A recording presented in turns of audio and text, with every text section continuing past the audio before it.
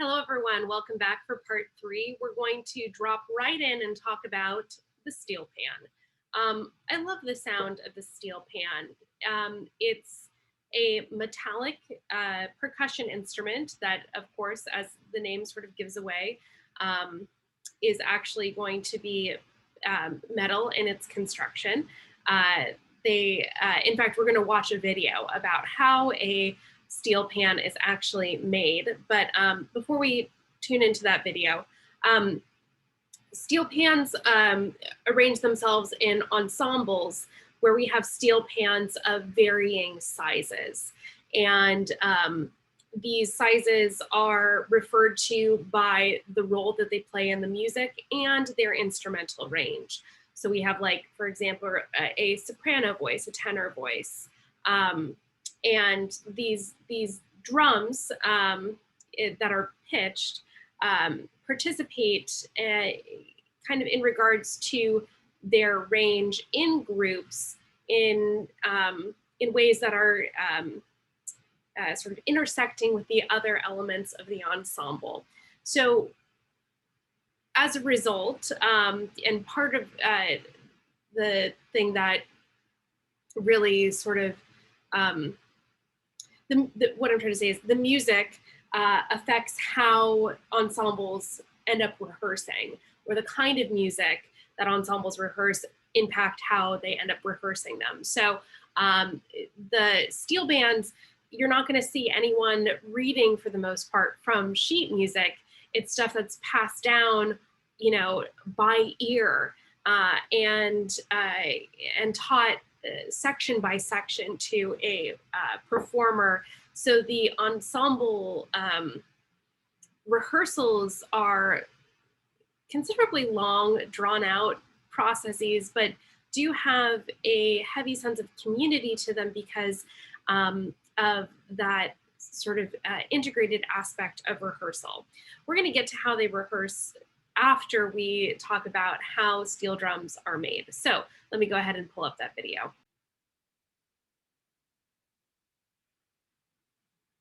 Phil makes steel pans from big steel drums like this one.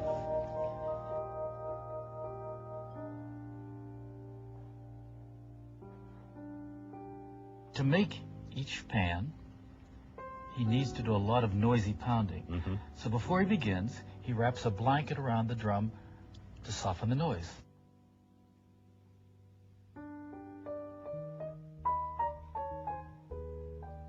And he gets a hammer, and he pounds and pounds and pounds the flat top of the drum down until Phil measures the top to make sure he'll have enough space for all of the notes to fit in the pan. And then pound some more. I can see it coming into shape. Now it's time to form each note of the steel pan. To make the low notes, he measures around the outside of the drum and marks the inside edge so he knows where each note should belong.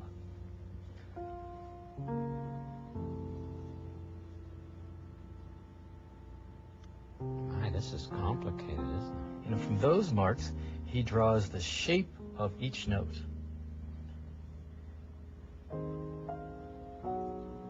See? Oh, yes. So he knows where to pound some more. And he writes in the letter that tells him which note it should be. A. A couple A's there. There's the A. Next, he draws in the high notes. They're the ones in the middle, you see. Oh, yes. I remember you were playing them. To get just the right shape, he traces around these metal pieces, and they're called templates. Templates? Shape seems to be very important for this steel pan. Oh, it is. Giving each note just the right shape helps to give it a beautiful sound. Guess what? More pounding. More pounding, you're right. But he has to know exactly where to pound to make those notes. Oh, he surely does. But you know something? He's been making these steel pans for many years.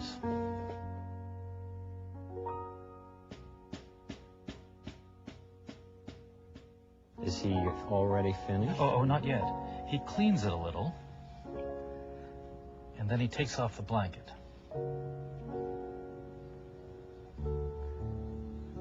And then he cuts the steel pan off the end of the drum. Oh, off the end. That's well, right. what happens to the rest of the drum?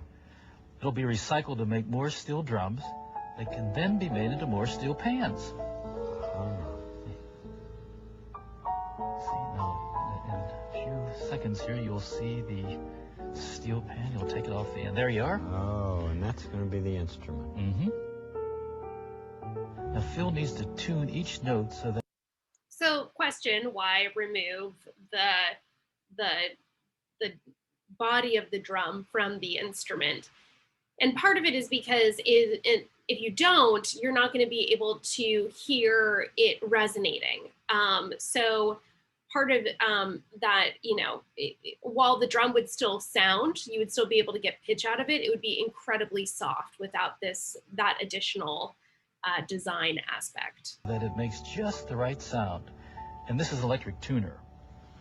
An electric tuner. When Phil strikes a note on the pan, the tuner shows him whether or not the sound is just right. See, that's what he's doing now. That is really interesting, Mr. McFeely.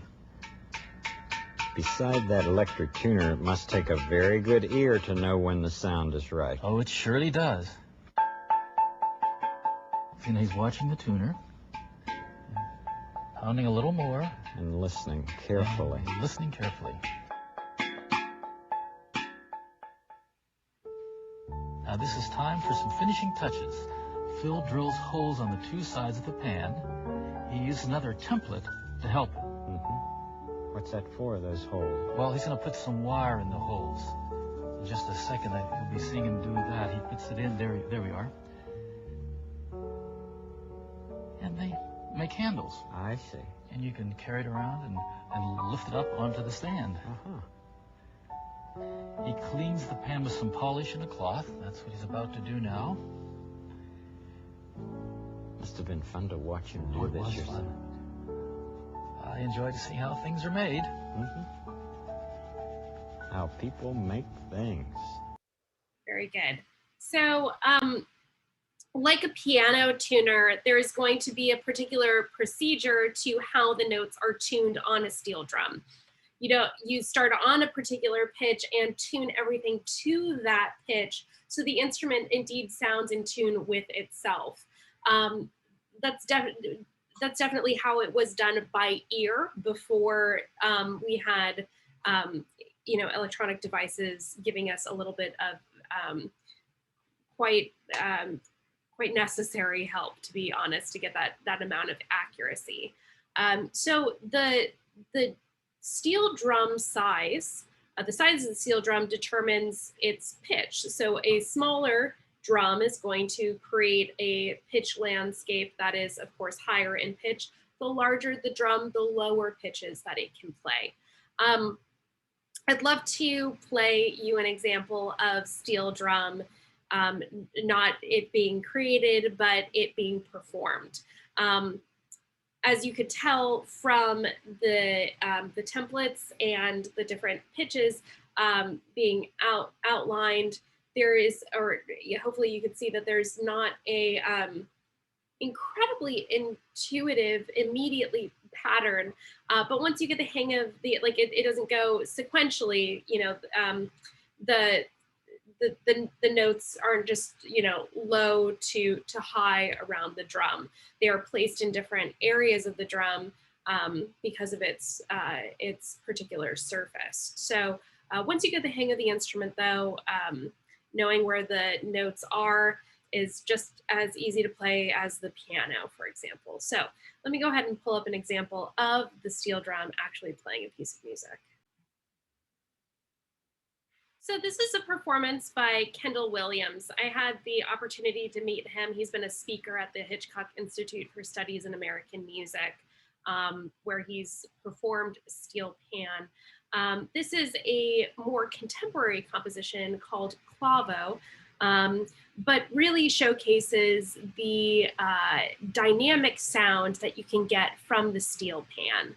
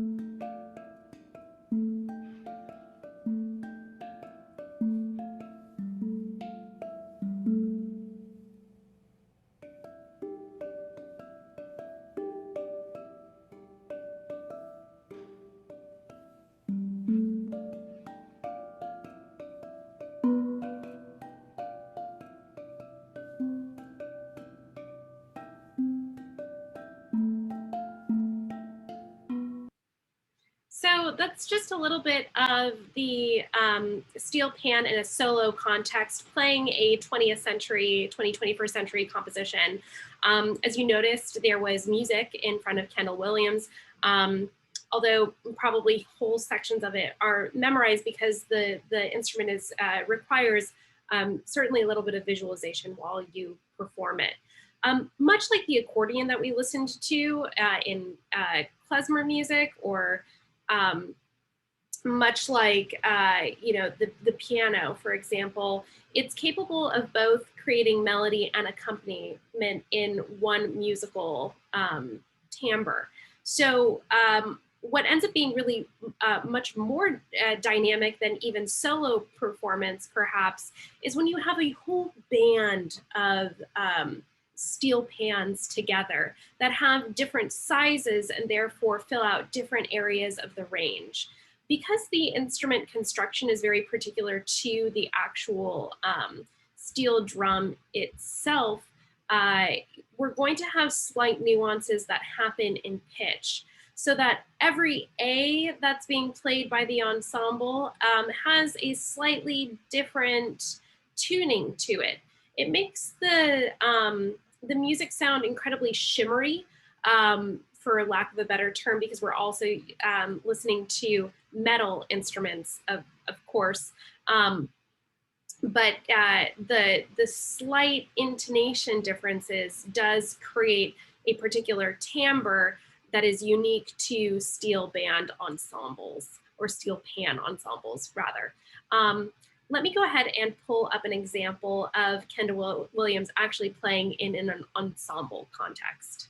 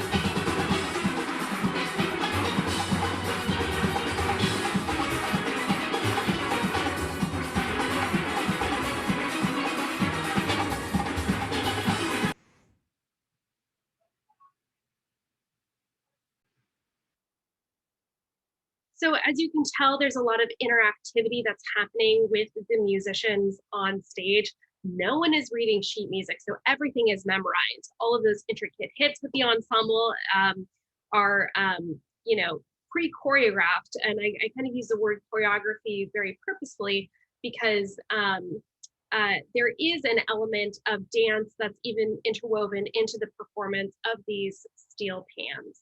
So Kendall Williams is leading here. And in sort of true steel pan, really, in steel pan tradition, the process of putting together a piece of music is going to be a slightly slower process, but really does involve a lot of community building. And steel pan is quite competitive. There are groups that compete against one another with these now very flashy arrangements and choreography that makes their performances particularly compelling. I'd love to pull up one more example before we close out this section.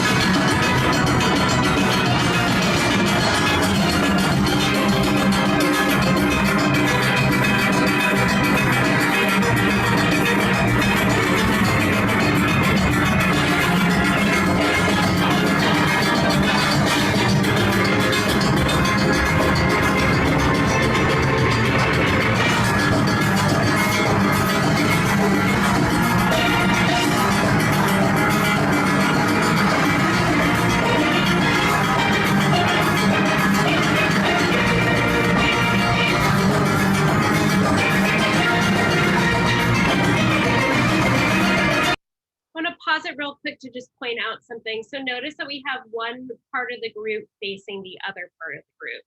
And in the tradition of, like the Western classical canon, we usually have like a conductor that faces the orchestra, right? So in this case, we have a rhythm section that is responsible for keeping time with the ensemble, that is facing the group that is mostly creating the melodic context of the piece of music. Notice here also in the back, we have our lowest drums and also on the outskirts, and that essentially everyone's facing inwards towards each other. And by doing this, we are creating an environment where there's much more connectivity between the musicians. As you noticed in the previous example that I played for you, we had everyone in rows. So the way that we end up rehearsing the music is going to be different than how we ultimately present it in a concert or a carnival setting. And the steel pan bands were a huge part of carnival, especially before, as the Vice documentary sort of pointed out, there used to be steel bands in much greater capacity. Now they're at the very beginning of the parade, before the big speakers sort of blow them out because they're not able to be amplified as easily. In any case, that kind of concludes our discussion of the steel pan.